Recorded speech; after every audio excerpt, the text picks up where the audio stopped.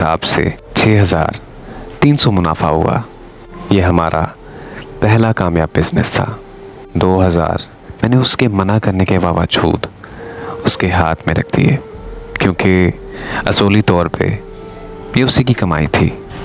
अगले हफ्ते मैं अपनी बीवी को छोड़कर लाहौर निकल आया। लाहौर मेरे लिए बहुत अनजान था। मैं कुछ दिन दोस्त के घर रहा।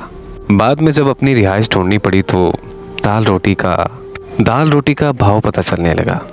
रिहाइश और माहाना खर्चों का हिसाब लगाया तो ये मेरी सोच से थोड़ा सा ज़्यादा था। मेरे घर मेरी एक मुंतज़िर बीवी भी थी और एक तनख्वाह में मुझे मेरा गुजारा होता हुआ बहुत मुश्किल नज़र आ रहा था। नहीं, ये उसकी मोहब्बत थी या एहसास, ये जिम्मेदारी मैं भी टूटने नहीं दे सकता। मैंने अपने कॉल सेंटर के करीब काम ढूंढना शुरू कर दिया। इत्तेफाक से वहाँ मुझे रेस्टोरेंट में नौकरी मिल गई। होता अब ये था कि सुबह 7 से शाम 5 बजे मैं कॉल सेंटर में रहता था। फिर मैं वहाँ से आकर सो जाता था और फिर रात 12 से सुबह 6 नाइट शिफ्ट पर रेस्टोरेंट पर होता था। वहाँ से मुझे 2 वक्त का खाना मिल जाता था, जिससे मेरा काफ़ी खर्चा बच जाता था।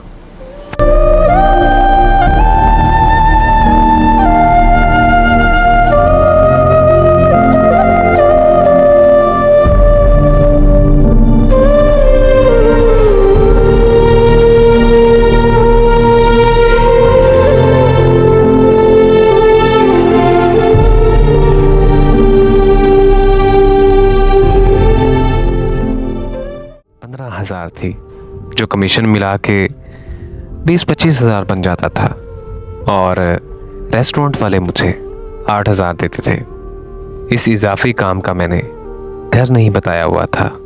मेरी बीवी मुझे कभी ये ना करने देती। महीने बाद घर गया तो 12,000 उसके हाथ में रख दिए। उसने चमकती आंखों के साथ 3 दफ़ा पैसों की गिनती की, फिर उन्हें 2 दफ़ा चूमा और नम आंखों के साथ उसने वो पैसे अपने गले में डाल दिए। उसने वो पैसे अपना हक समझकर रख लिए। उसकी वो खुशी मेरे लिए कायनात की सबसे बड़ी खुशी थी।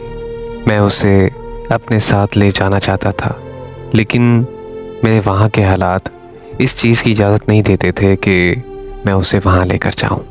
उसने भी बुर्दबारी की इंतहा करते हुए खुद ही मना कर दिया। उसकी दुआएं थीं या फिर उसका रिस्क। 2 माह में मुझे एक फर्म में नौकरी मिल गई। यहाँ पर मेरी तनख्वाह 40,000 थी, जो मेरी सोच और ज़रूरियात से काफ़ी ज़्यादा थी। मेहनत की आदत थी तो मुझे पहले ही थी। सो फारिग वक्त में मैंने एक पैकिंग कंपनी में नाइट शिफ्ट पर नौकरी कर ली। ये काम रेस्टोरेंट से काफ़ी ज़्यादा बेहतर और साफ़ सुथरा भी था और तनख्वाह भी मेरे लिए काफ़ी ज़्यादा मुनासिब थी।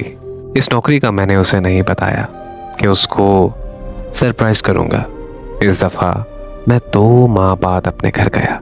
उसकी सालगिरह थी और घर वालों के सामने हम इंतहा के मीसने थे।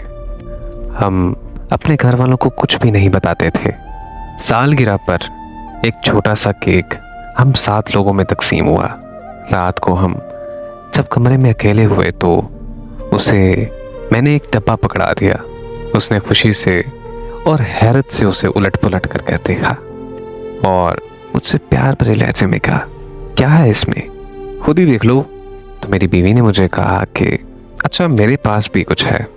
मैंने हैरत से पूछा, वाकई, क्या चीज़ है तुम्हारे पास? उसने अपनी संदूक से एक गला निकाल कर मुझे दे दिया।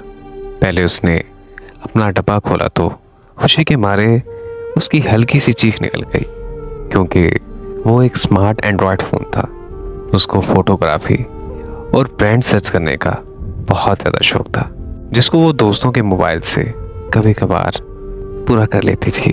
उसने जल्दी जल्दी उसे निकाला, ऑन किया और कहा, लेट्स टेक अ सेल्फी। और ये हमारी एक साथ पहली बाकायदा फ़ोटो थी। अब मेरी बारी थी। मैंने गिफ्ट खोलना शुरू किया। ये जी शॉक की एक स्पोर्ट्स वॉच थी। उसे मेरी ख्वाहिशात का बखूबी इल्म था। ये घड़ी काफ़ी महंगी थी, जिसकी मैंने ज़िंदगी में हमेशा ख्वाहिश की थी। उसके पैसे उसने अपने खर्चे में से कैसे बचाए थे, वो मेरी समझ से बाहर था। उसके तोहफे के आगे मैं शर्मिंदा हो रहा था। उस रात हमने अपने तहाइफ को बहुत ज़्यादा एंजॉय किया। क्या औरतें घरदारी के मामले में बहुत दूर अंदेश होती हैं। वो अपने हमसफ़र के साथ बच्चों के नाम, हत्ता के होने वाले घर के पर्दों और 4 दीवारों डिज़ाइन तक शादी से पहले सोच लेती हैं।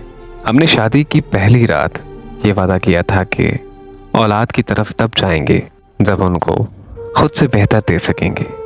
हमारी अगली कोशिश अपने घर के लिए थी, जिसके लिए हम दोनों एक दूसरे से छुप के कोशिश कर रहे थे। उसने भी एक प्राइवेट स्कूल में ऑक्सफोर्ड में टीचिंग शुरू कर दी थी और घर में भी कुछ बच्चे पढ़ने आ जाते थे। घर में इस मामले को लेके कभी कभी गर्मा गर्मी भी होती रहती थी।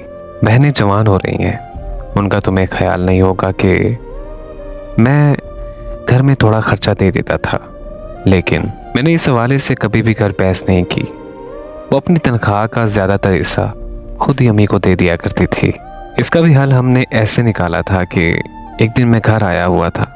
मैंने प्लान के मुताबिक जानबूझ के उस बात पे खूब लड़ाई की कि खर्चा घर नहीं देगी। वो जवान लड़की है और अभी अभी नई ब्याह के आई है, सो उसकी भी तो अपनी ज़रूरियात हैं। मेरी वालदा गरज बरस के चुप हो गई, लेकिन जब तनख्वाह आई तो उसने खुद ही वालदा को थोड़े पैसे दे दिए थे। तो कहते रहते हैं माँ ज़ेर हो गई है कि कैसी फर्माबरदार बहू है, जबकि ये प्लान भी उनकी बहू का था।